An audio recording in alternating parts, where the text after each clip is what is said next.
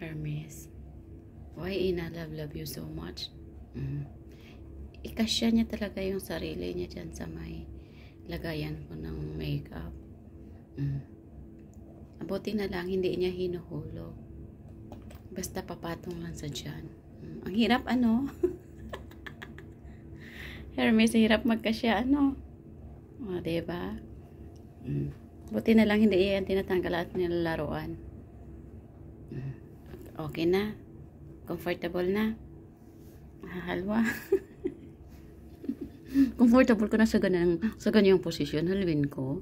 Comfortable na ikaw. Diyan sa sarap na salamin. Comfortable na ikaw sa ganyan, Halwin. Halwa ni Ina, lablab na baby. Uy, Hermes na mo. Hermes. Uy, ang gwapo. Diba?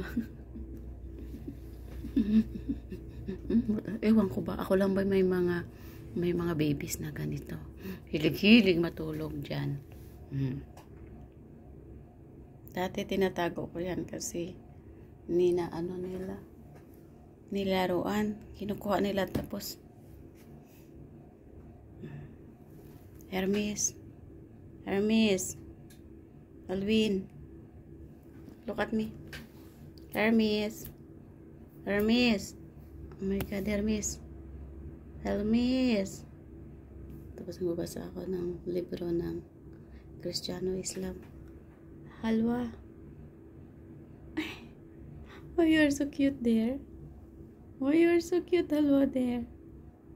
Oh. Ano yan?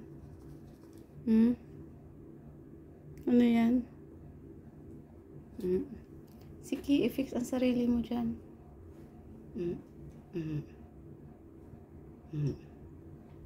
Okay na? Kasya na, Halwa?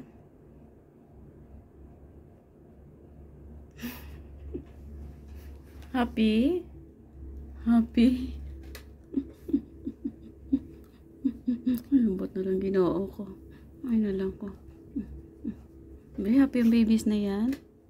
Be, patingin kay Ina, Be. Uy, ang gwapo.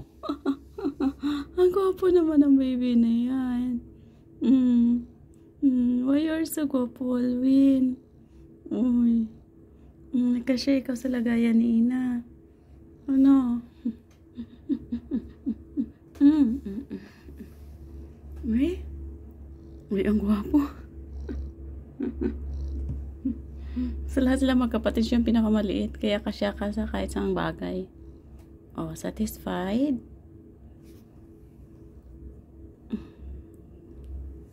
Satisfied, Halwa? Halwin. Look at me. Hermes.